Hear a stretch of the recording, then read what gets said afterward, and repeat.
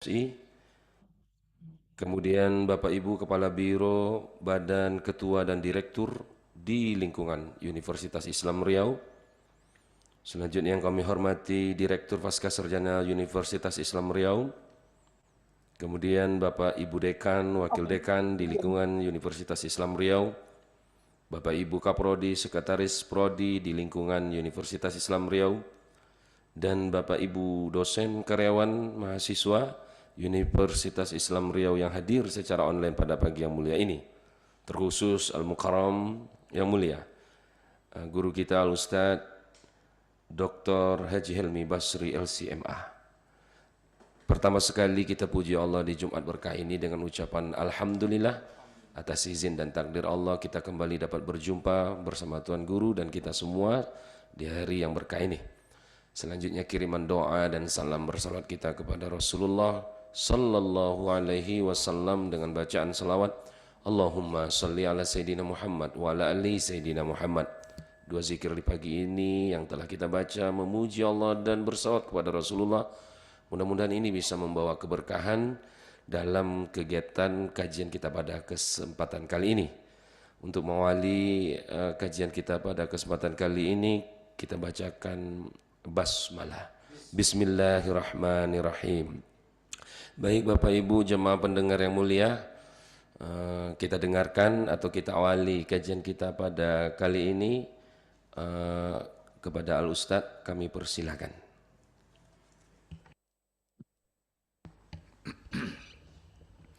Bismillahirrahmanirrahim. Assalamualaikum warahmatullahi wabarakatuh.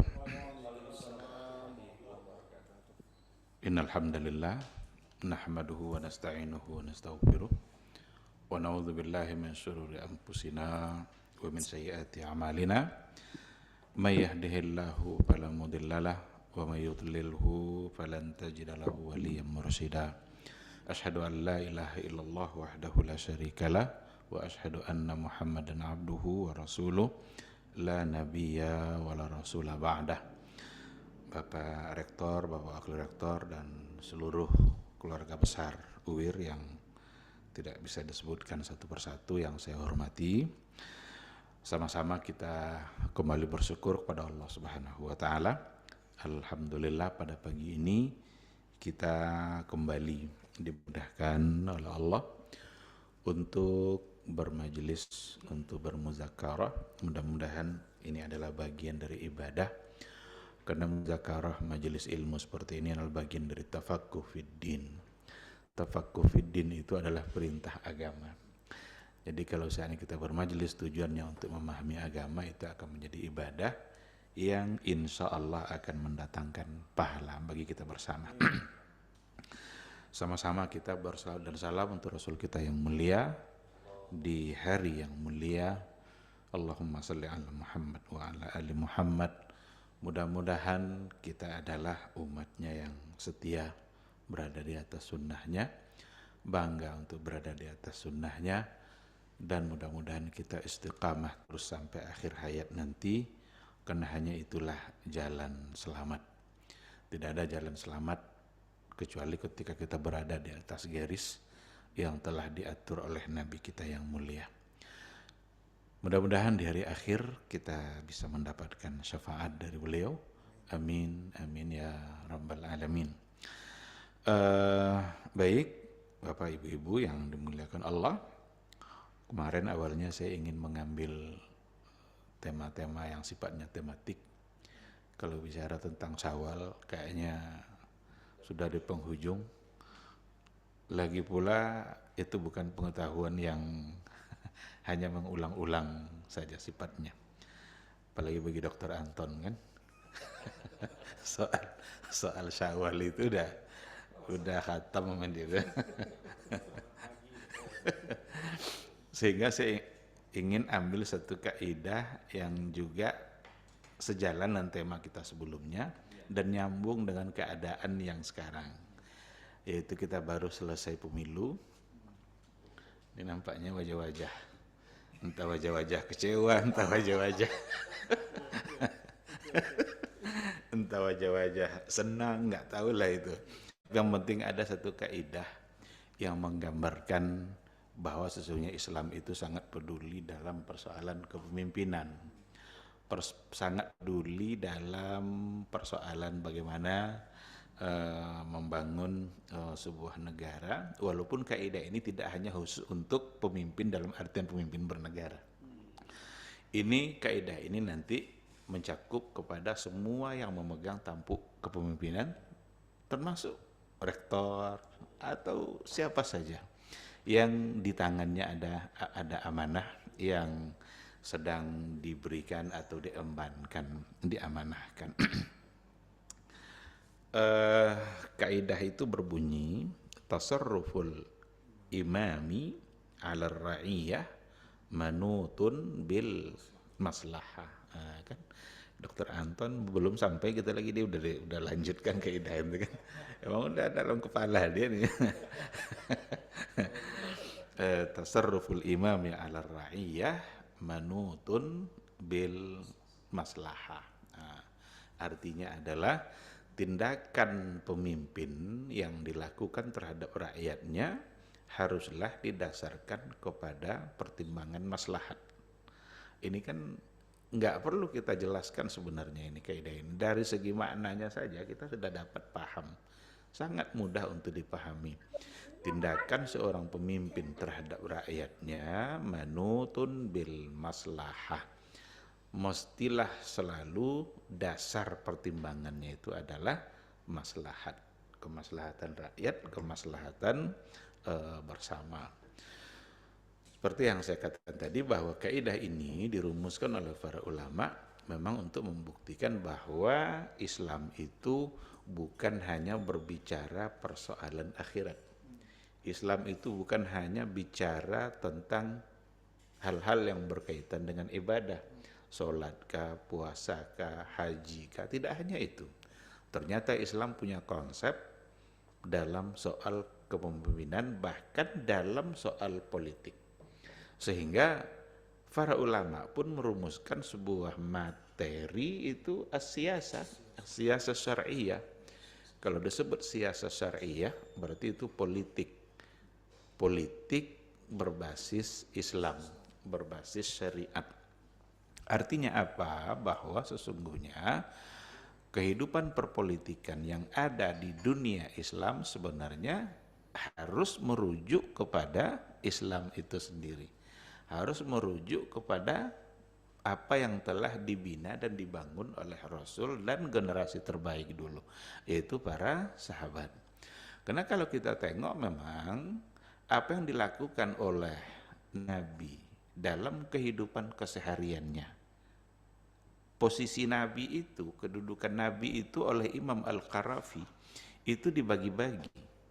Bukan sekedar Nabiyu Ar-Rasul, bukan sebagai Nabi, sebagai Rasul saja, tapi dibagi-baginya. Ada posisi Nabi sebagai Rasul, ada posisi Nabi sebagai mufti, ada posisi Nabi sebagai hakim, qadhi. Nanti baru ada posisi Nabi sebagai dirinya sendiri, sebagai manusia biasa yang punya hobi. Ternyata itu semua adalah menjadi panduan bagi generasi berikutnya dalam membaca apa yang datang dari Rasulullah Shallallahu Alaihi Wasallam. Kalau seandainya posisi beliau sebagai Rasul, semua yang disampaikannya adalah risalah, dan itu adalah wahyu. Tapi posisi beliau sebagai mufti itu kan menjawab pertanyaan. Kita tengoklah ada hadis-hadis Nabi, pertanyaannya sama, tapi jawabannya bisa berbeda. Ada yang bertanya, ya Rasulullah, apa amalan yang paling baik? Nabi jawab, birrul walidain. Ada lagi yang bertanya, ya Rasulullah, apa amalan yang paling afdal untuk saya lakukan? Al-jihadu fisabilillah. Yang ketiga nanya, ya Rasulullah, apa amalan yang paling utama untuk saya amalkan? As-salatu ala waktiha. Salat tepat waktu. Ini Nabi bilang birrul walidain, ini dibilang jihad, ini dibilang as-salatu ala waktiha. Kok beda-beda jawabannya? Posisi Nabi sebagai mufti. Mufti mesti mampu menjawab permasalahan sesuai dengan konteks yang sedang dihadapi. Nabi ketika melihat yang bertanya itu kurang berbakti pada orang tua, maka dia kedepankan itu jawabannya. Ketika dia tengok sama orang tuanya baik nih, tapi kalau sudah giliran jihad, mungkin agak lambat-lambat. Dia bilang jihad fisabilillah. Yang ketiga, nampak dia agak malas-malas ini kalau pas lagi datang waktu salat. Dia bilang salat tepat pada waktunya. Itu posisi beliau sebagai mufti. Dan yang menarik, ada posisi beliau sebagai hakim, sebagai qadhi, sebagai pemimpin. Sebagai pemimpin, terkadang ada kebijakan-kebijakan Nabi yang tidak dilanjutkan oleh Umar, padahal dua-duanya adalah pemimpin. Kenapa Umar tidak melanjutkan? Karena konteksnya pada masa Umar tidak lagi sama. Apa contohnya? Nabi tidak boleh baginya untuk membagi harta rampasan dalam bentuk tanah. Dibagi-bagi. Tapi pada masa Umar justru kebalikannya. Berarti apa yang sudah diambil keputusannya oleh Nabi tidak lagi diteruskan oleh Umar bin Khattab karena memang konteks yang berbeda. Sehingga kaidah kita pada hari ini sesungguhnya kaitannya adalah dengan tasarrufu al-imam. Tasarruf, tindakan seorang imam itu, pemimpin itu memang harus selalu terkait dengan kemaslahatan. Barangkali apa yang dulu belum menjadi pertimbangan oleh seorang khalifah pada masa sebelumnya, tapi bisa saja pada masa sesudahnya itu menjadi pertimbangan. Pada masa Nabi, kalau ada onta yang tersesat tidak boleh diambil, biarkan dia bisa nyari makan sendiri. Dia tapak sepatunya kuat untuk mencari makan sampai nanti ditemukan oleh pemiliknya sendiri. Tapi pada masa Utsman dah mulai amanah agak kurang. Kalau ada orang yang menemukan onta yang tersesat, langsung diambilnya dan jadi milik dia. Maka Utsman memberikan satu keputusan, boleh diambil. Tidak seperti yang pada masa Nabi. Biarkan, kata Rasul, jangan kalian ambil itu kalau ada yang tersesat. Tapi kalau pada masa Utsman, boleh jika berada di tangan orang yang amanah. Peganglah itu, pelihara itu sampai nanti datang pemiliknya. Pada masa Ali malah boleh ambil, boleh jual. Tapi harganya ini nanti kalau seandainya datang pemiliknya, berikan kepada pemiliknya. Ini namanya tasarruf. Ini yang maksudnya tasarruf. Kalau kita tengok dalam penjelasan ini, pemimpin itu memiliki wilayah pengawasan atas rakyatnya secara umum. Maka tindakan dan kebijakannya harus berdasarkan kemaslahatan umum. Sebab kepemimpinan itu diberikan kepadanya untuk kemaslahatan menjaga darah atau diri, kehormatan dan harta rakyat. Siapa saja yang memegang amanah mengurus manusia, mengurus umat ini, maka dia harus bertindak untuk mewujudkan kemaslahatan manusia yang dipimpinnya, seperti memberikan pelayanan, mewujudkan keadilan dan kebaikan untuk mereka yang dipimpin. Saya kira mafhum dari kaidah kita pada hari ini sangat dapat kita pahami. Seorang pemimpin di pundaknya ada amanah besar dan dia harus benar-benar amanah dalam menjaga kepercayaan yang telah diberikan. Ketika seseorang terpilih untuk menjadi pemimpin, maka semua kebijakan yang keluar dari dia ujung-ujungnya mesti untuk maslahatur ra'iyah, mesti untuk kemaslahatan rakyat yang dia pimpin.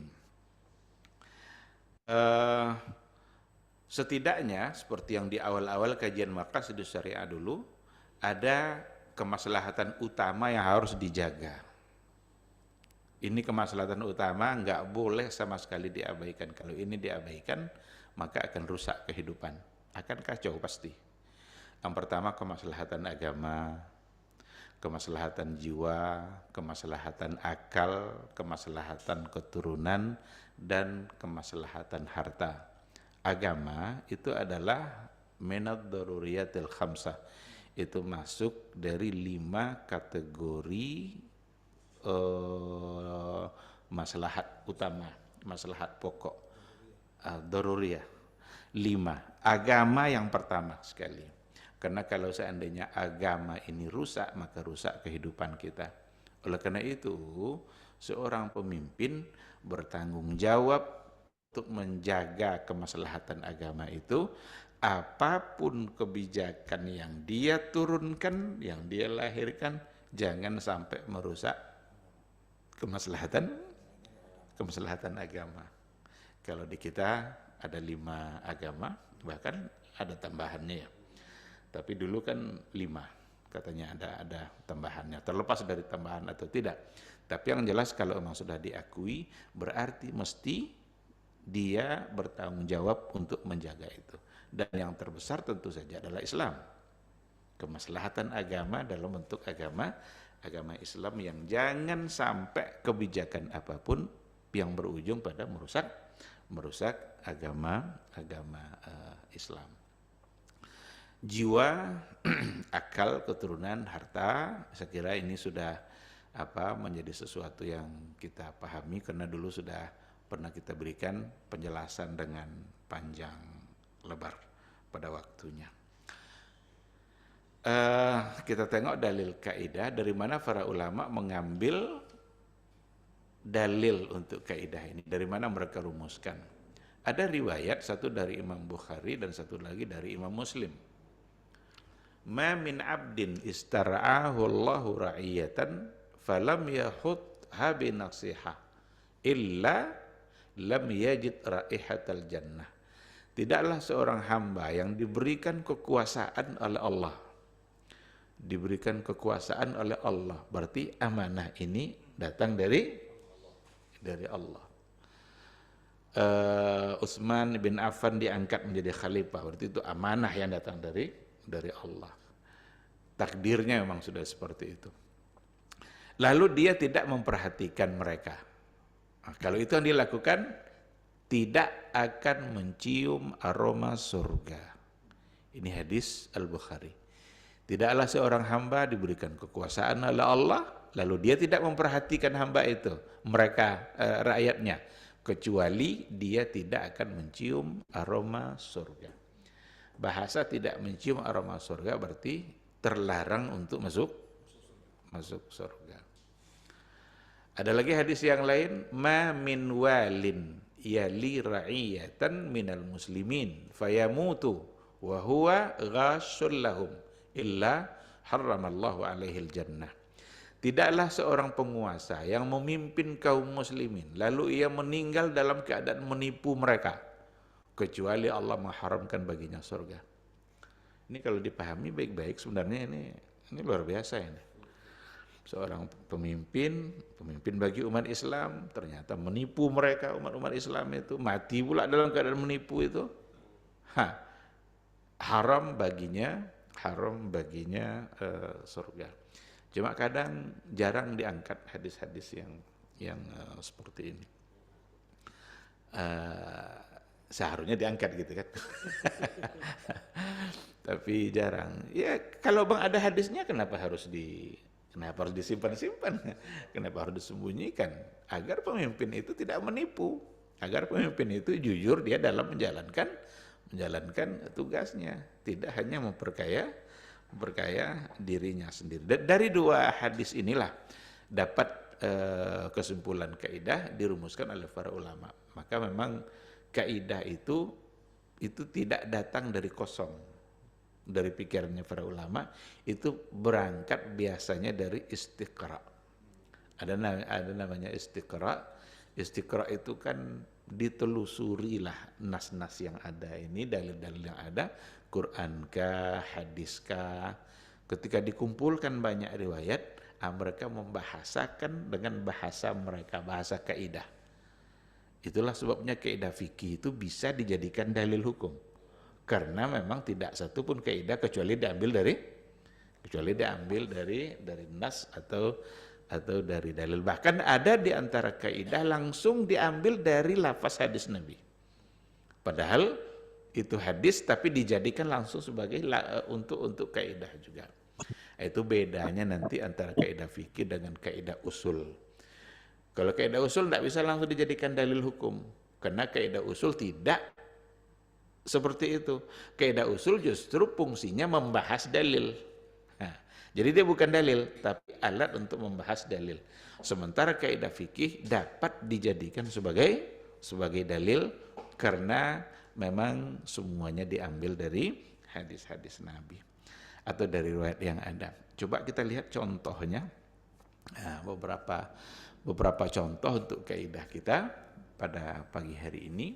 Pertama, penguasa atau pemimpin tidak boleh menyetujui aturan perundang-undangan yang menimbulkan kerusakan bagi masyarakat. Nah, ini saya kembangkan aja lah sendiri ini Pak Anton. Mau bicara perundang-undangan yang mana, nomor berapa, tahun berapa, tapi yang jelas tidak boleh menyetujui perundang-undangan yang menimbulkan kerusakan bagi masyarakat. Apa saja, jika ada undang-undang, ternyata ujungnya kerusakan bagi masyarakat. Sebagai seorang pemimpin tidak boleh menyetujui. Kalau tidak boleh menyetujui, apalagi kalau dia yang mengusulkan. Nah, kan lebih ini lagi. Nah, menyetujui saja dia tidak boleh. Kalaupun ada lembaga, kalau kita yang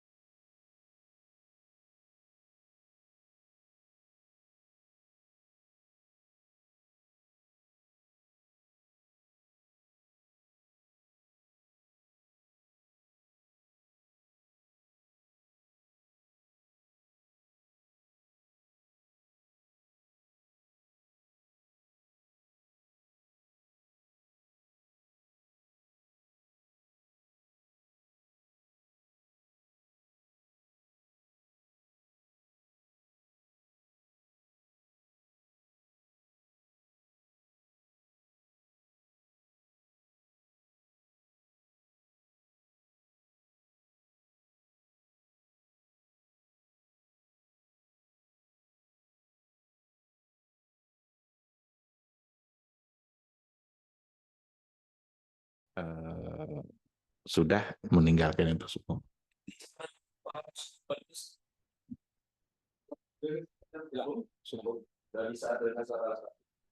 Oke ya, baik. Kita lanjutkan setelah jeda. Ada sinyal yang apa ya? Sinyal yang hilang. Baik, kita tadi sudah masuk pada contoh. Contoh yang pertama tadi sudah ada, contoh yang kedua, penguasa tidak boleh memberikan jabatan kepada orang yang tidak memiliki kapasitas di bidangnya. Kadang-kadang terjadi memberikan sesuatu bukan karena kapasitas, tapi karena pertimbangan-pertimbangan yang lain. Tidak yang dipandang adalah kapasitasnya. Kita khawatirnya nanti ya seperti tadi itu masuk kepada hadis Nabi, idza usidal amru ila ghairi ahlihi fantazir sa'ah. Kalau diberikan, diserahkan urusan itu kepada orang yang tidak mengerti, maka kehancuranlah yang akan terjadi. Sementara sebagai seorang pemimpin tentu tidak menginginkan kehancuran.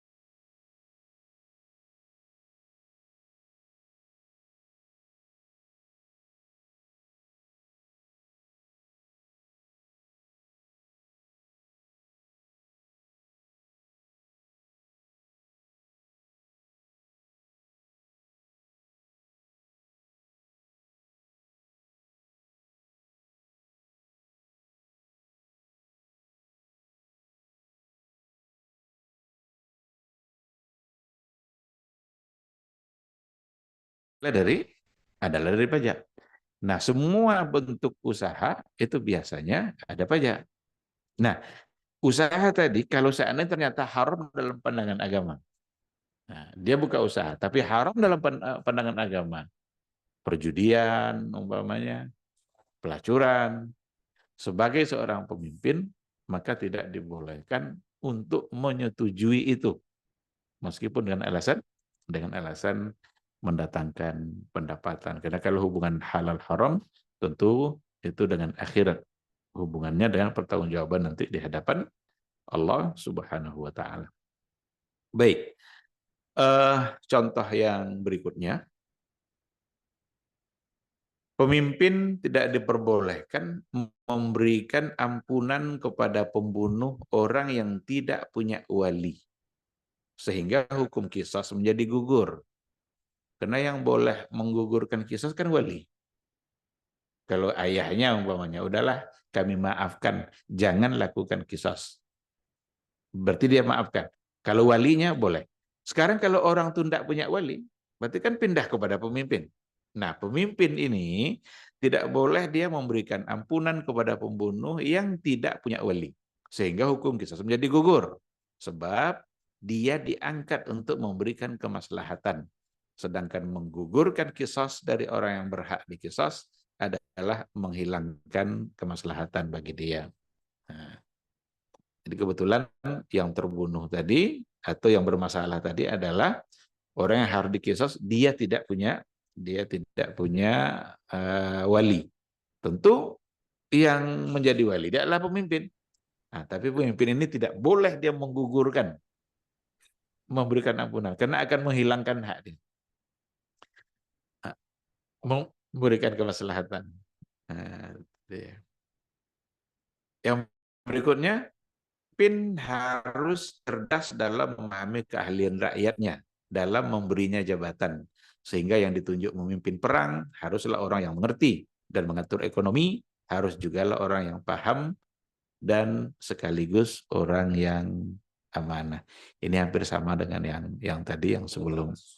meletakkan sesuatu pada tempatnya bersifat adil.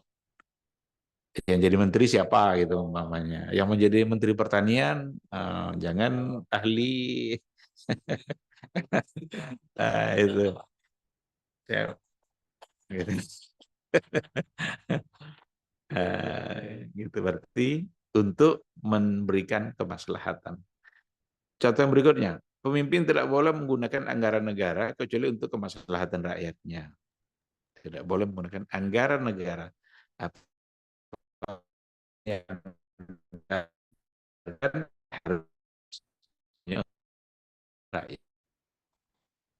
Ini terjadi tidak tinggal teori, karena kadang-kadang kan macam-macam yang terjadi. Sehingga apa yang ada di bukunya tinggal teori. Kemudian wali yatim, walinya anak yatim tidak boleh melakukan satu tindakan yang akan dapat merusak harta anak yatim yang dipelihara.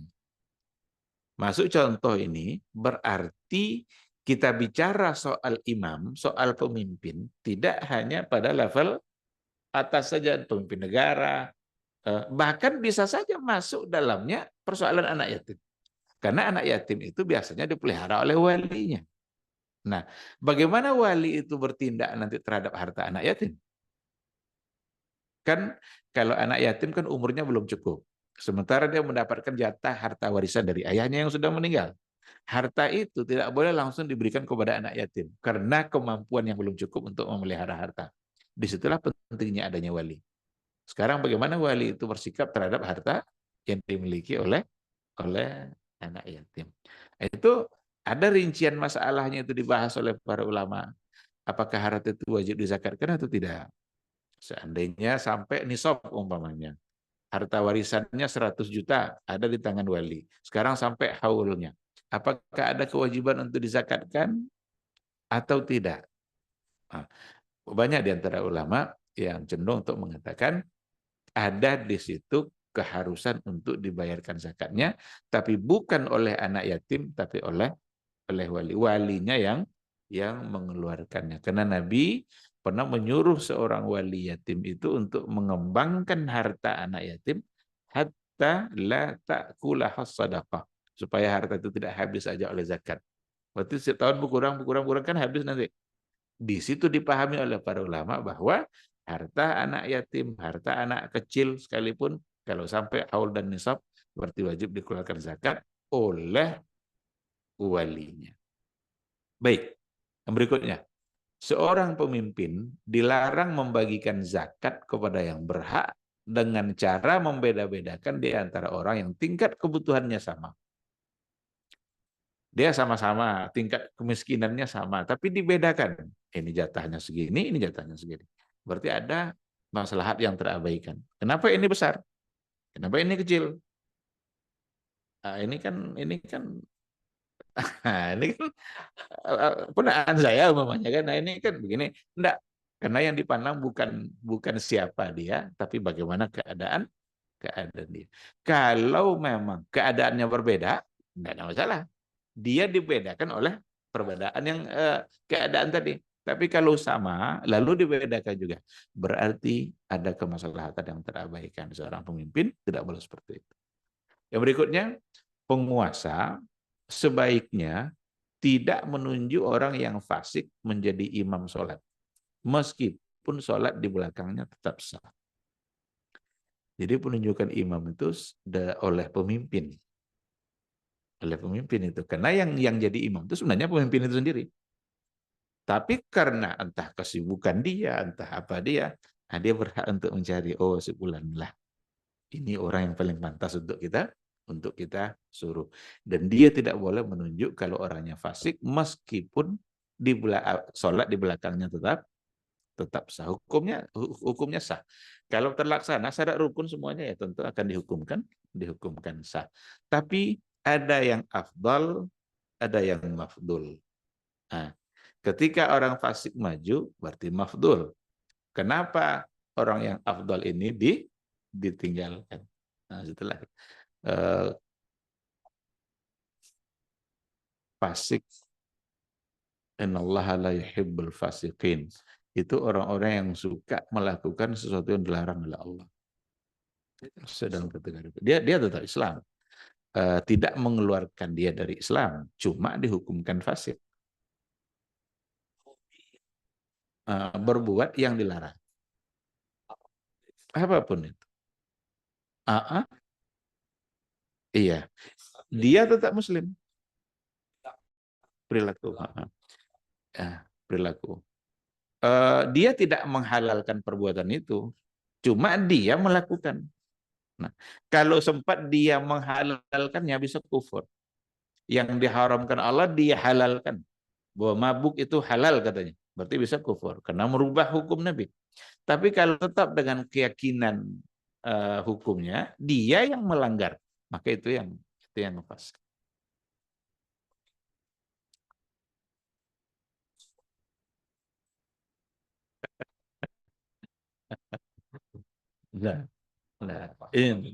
Nah, insya Allah tidak banyak. Ah, tentu tidak akan ada imam yang mabuk-mabukan, tentu kan tidak ada kan.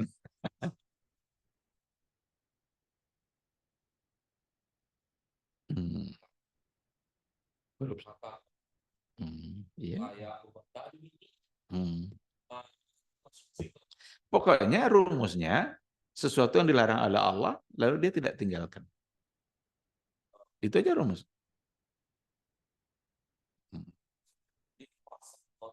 Iya.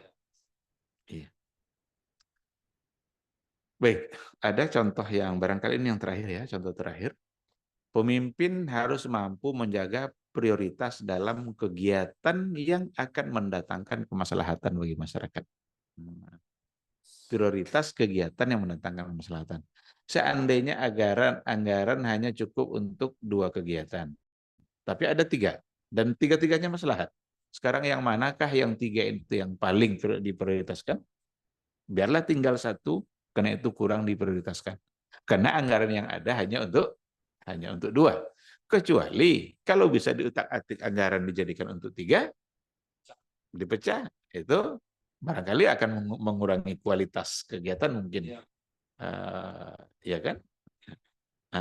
Pasti ada. Tapi kalau memang harus seperti itu, sehingga prioritas yang dikedepankan untuk memberikan kemaslahatan bagi masyarakat.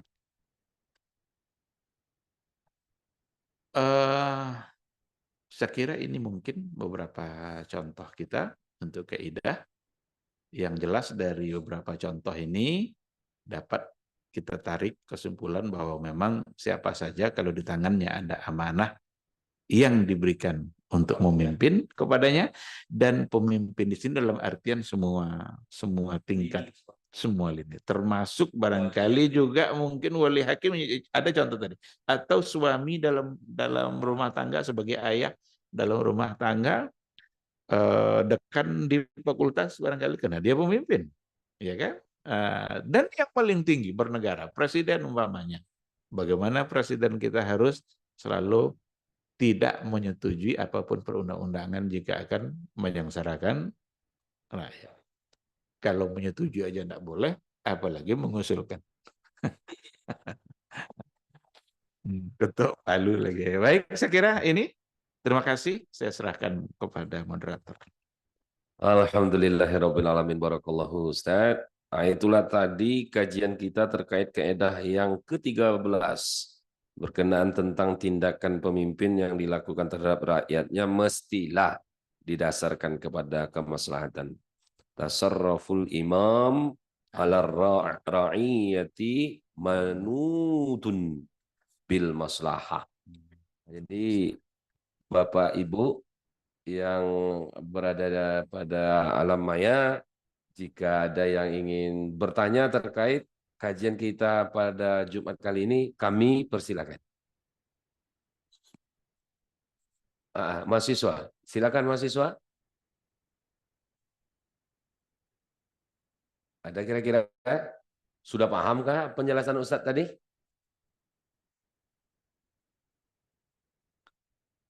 Ini keluarga besar UIR ini cerdas, memang cepat pahamnya. Tidak perlu banyak nanya. Tidak perlu banyak nanya, ya betul betul betul. Siap. Kalau tidak ada bertanya, Saudara tuh ya Ustaz. Ini enggak melengking story. Bagaimana kalau seandainya gini Ustaz, yang terjadi bahkan ini kan kalau di media sosial kan udah terlihat betul nih Ustaz, kayak di Arab Saudi Iya. diizinkan oleh putra kerajaan penguasa lah, dari kata demikian sekarang sudah perempuan udah boleh buka jilbab gitu, katakanlah seperti itu.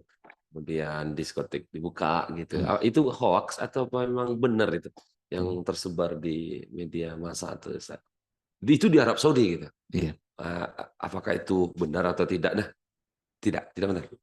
Di Jeddah benar itu ya Pak Dokter ya. Iya. Itu gimana tuh Pak Ustaz? Iya. Kita apalagi di sana itu kan mayoritas Muslim tuh. Iya. Di Arab Saudi betul itu kejadian, dan ironis sekali terlihat seperti Iya. itu, panutan umat Islam ke Arab, tapi di Arab sendiri sekarang sudah open kayak gitu sekarang. Mohon tanggap pencerahannya Ustaz. Ya, baik. Kaidah ini dirumuskan oleh para ulama, tidak memilah-milah, tidak memilih-milih tempat, orang, status apapun. Yang penting ini kaidah secara umum. Siapapun kalau seandainya melanggar, berarti kena oleh kaidah itu. Dimanapun terjadi. Sekarang, kalaulah umpamanya itu benar ceritanya, karena memang sudah viral, gimana mengatakan tidak benar, orang punya video-videonya juga beredar dan segala macam. Lalu memang disetujui oleh pimpinannya, oleh pemimpin yang tertingginya. Berarti kena oleh kaidah itu. Berarti dia mengizinkan sesuatu yang justru mendatangkan kemudaratan. Makanya tadi ada contoh, meskipun akan mendatangkan income, kan bisa saja itu dengan adanya acara mungkin akan meningkatkan ekonomi, ada investasi yang masuk dan lain sebagainya. Tapi ketika hubungannya sama yang haram, berarti itu satu hal yang salah. Ya, siapapun yang melakukannya. Nah, bisa saja mungkin bagaimana para ulamanya. Saya yakin para ulama tidak akan ada yang menyetujui. Setidaknya mungkin bisa saja mereka memberikan nasihat, memberikan masukan, ketika sudah disampaikan lalu tidak diterima. Selesai. Tidak usah jauh-jauh kita ambil contoh ke Saudi. Di kita pun di Indonesia, apakah tidak ada di antara ahli-ahli, ilmuwan-ilmuwan, profesor pun sudah pada berkumpul untuk memberikan masukan. Lalu tidak diterima. Kita mau apa? Karena palu di tangan dia. Nah, maka yang tadi itu, kalau memang itu sebagai sesuatu yang di dalamnya kemaksiatan, lalu diizinkan dan diyakini akan mendatangkan banyak kerusakan, berarti yang mengizinkan akan bertanggung jawab terhadap yang telah dia lakukan. Makanya memang sulit tentu saja kita mencari ideal dalam soal pemimpin. Umar bin Al-Khattab dinasehati hanya oleh seorang perempuan. Iya kan? Seorang perempuan. Umar, kamu jangan coba-coba begitu. Jangan coba-coba kamu batasi mahar untuk perempuan. Yang memprotes perempuan. Ini ayatnya katanya. Tidak ada ayat yang membatasi mahar. Karena Umar ingin membatasi mahar, jangan mahal-mahal katanya. Pasca COVID kan. Tapi akhirnya Umar tertunduk dia. Ini seorang perempuan.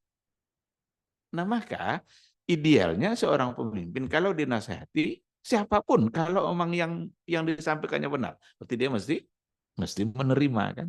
Harus menerima. Kalau tidak, maka dia yang bertanggung jawab di hadapan Allah Subhanahu wa taala. Sekarang seperti itu. Wallahu a'lam. Terima kasih Pak Ustaz.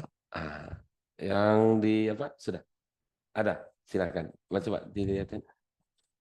Dari Bapak Zulfikri Toguan Riau. Assalamualaikum. Assalamualaikum warahmatullahi wabarakatuh. Pemimpin nasional yang mau dipilih kemarin ada 3 umat Islam.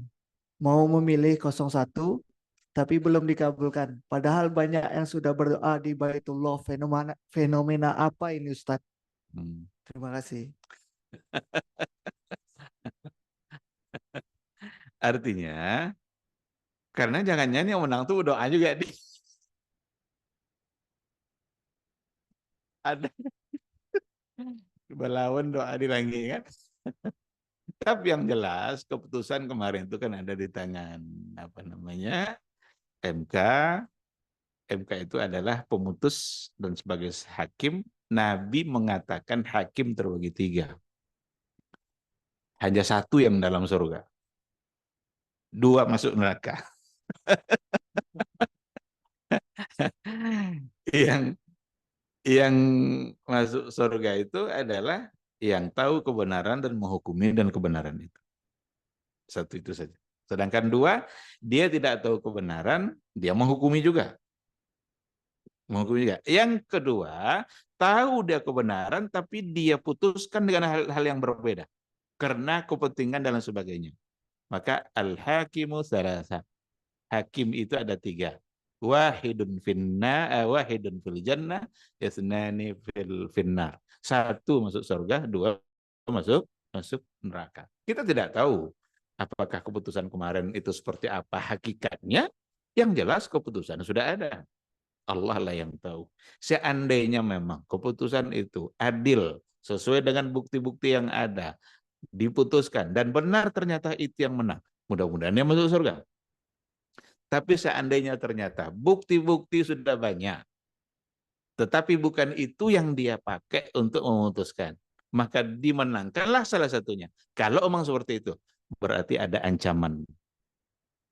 Ancaman yang ada pada hadis, masuk neraka.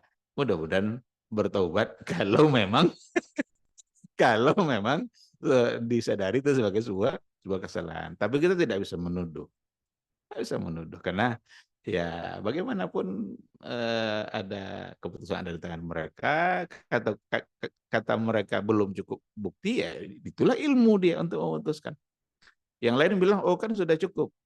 Tapi hakimnya bilang belum cukup. Nah, dia bertanggung jawab. Itu saja. Kita serahkan kepada Allah Subhanahu wa taala.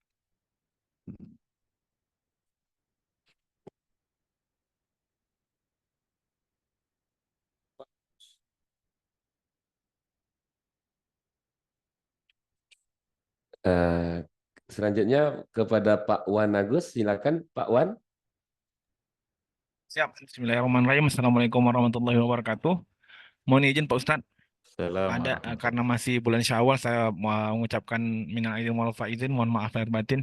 Saya mau bertanya Pak Ustadz tentang Syawal dan kebijakan pimpinan kita ya Pak Ustadz. Izin karena gini, akan ada selalu perbedaan jatuhnya Syawal atau jatuhnya tanggal awal puasa Pak Ustadz.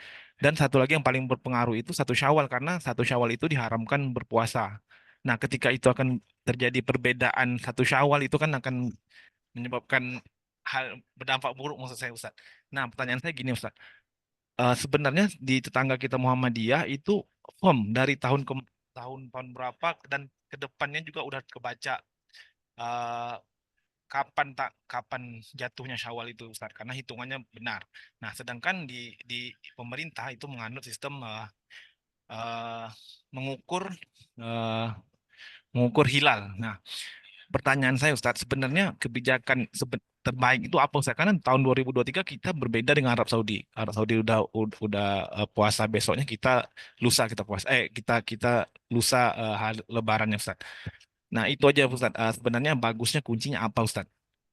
Agar tidak terjadi 1 Syawal itu berbeda di satu negara. Terima kasih Ustaz. Ya, baik. Terkait dengan awal atau akhir dari Ramadan.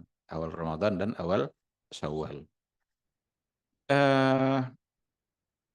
Kita mengembalikannya kepada panduan yang diberikan oleh Rasul kita yang mulia.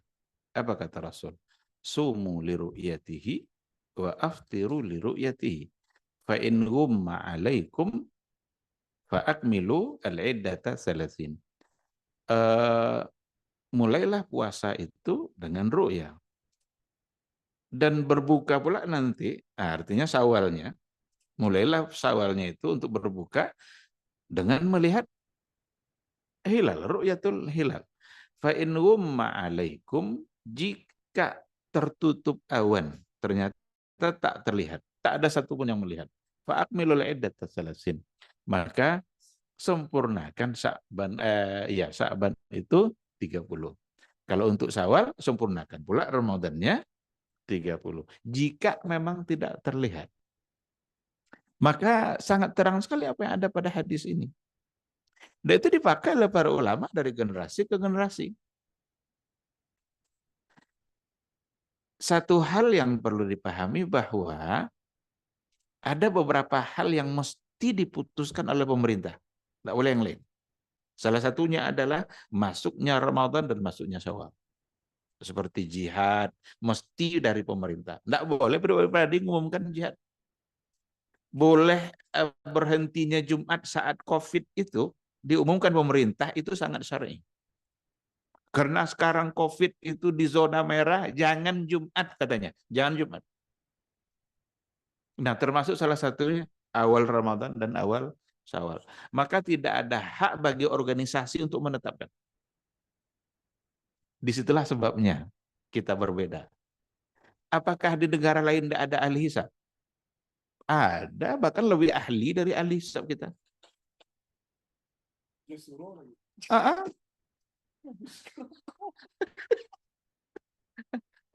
Majelis surah, majelis suka rokok. Di Arab Saudi apa enggak ada ahli hisab? Di Malaysia apa enggak ada ahli hisab? Tapi yang menentukan satu Ramadan adalah pemerintah. Muftinya. Nah, di Maroko kalau ada organisasi yang mengumumkan puasa lebih duluan ditangkap. Karena Amirul Mukminin yang mengumumkan. Nah, sampai di Indonesia enggak apa-apalah asal salib 5 hari bedanya. Ada yang duluan Ramadan kemarin itu 5 hari kalau nggak salah. Nah, lalu mau dihargai juga. Kalau perlu tangkap masuk penjara. Ini merusak Islam ini. Nah, oleh karena itu, ketika pemerintah menetapkan awal Ramadan dengan ru'yah, memang itu sunnahnya. Itu sunnahnya.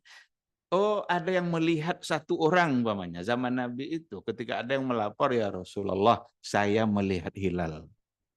Apa kata Rasul? Atashhadu an la ilaha illallah. Mau enggak kamu bersaksi asyhadu an la ilaha illallah wa anna muhammadar rasulullah? Kalau diucapkannya berarti dia memang sebagai seorang muslim. Diterima oleh Nabi ru'yahnya dan Nabi mengumumkan besok puasa. Meskipun satu. Nah, oleh karena itu memang solusinya ikut keputusan pemerintah. Oh, berbeda dengan Arab Saudi, tidak ada masalah. Pada masa Muawiyah terjadi perbedaan antara Madinah dengan Syam. Itu pada hadis Abu Quraib. Abu Quraib datang dia ke wilayah Syam, ternyata di sana puasanya Jumat. Sampai di Madinah, ternyata puasanya Sabtu. Apa kata Muawiyah? Hazihi ru'yatuna wa tilka ru'yatuhum. Ini ru'yah kita, itu ru'yah mereka. Kenapa mereka ru'yahnya di hari itu? Sementara kita ru'yahnya hari ini. Berarti masing-masing berpegang kepada ru'yah. Nah, oleh karena itu, kalaupun ada yang mencoba untuk menghisap, itu bukan untuk menjadikan keputusan final. Barangkali sebagai pertimbangan. Sebagai pertimbangan. Ketika diterima oleh pemerintah, lalu diumumkan, ikut itu. Tapi kalau enggak, berarti yang diikuti adalah keputusan pemerintah. Makanya di Saudi satu puasanya. Karena ikut satu keputusan. Enggak, semua orang berhak. Ini yang Sataria 2 hari bedanya, yang tarikat ini sekian hari bedanya, yang Sufi ini sekian hari. Ya barangkali dia langsung naik ke bulan tuh mungkin kan nengok anak bulan tuh kan. Ada yang kemarin diteleponnya kan. Jadi kacau agama ini dibuatnya. Nah, maka untuk awal Ramadan dan akhir Ramadan itu memang mesti keputusan pemerintah. Dan itulah kemaslahatannya. Kalau berbeda dengan negara lain, tidak ada masalah karena mereka juga punya ru'yah yang berbeda. Sekarang seperti itu, wallahu a'lam. Alhamdulillahirrahmanirrahim. Dengan berakhirnya jawaban dari Ustadz tadi terkait pertanyaan yang terakhir, maka berakhir pula kegiatan kajian rutin bulanan kita. Kepada Ustadz kami ucapkan terima kasih, barakallahu lakum mabruk, dan kepada bapak-bapak, ibu-ibu, para pendengar yang mulia, terima kasih banyak yang hadir secara online. Akhirnya kita tutup kajian kita ini dengan sama-sama membacakan hamdalah. Alhamdulillahirabbil alamin. Saya sebagai moderator mohon maaf yang sebesar-besarnya. Billahi taufiq wal hidayah. Assalamualaikum warahmatullahi wabarakatuh.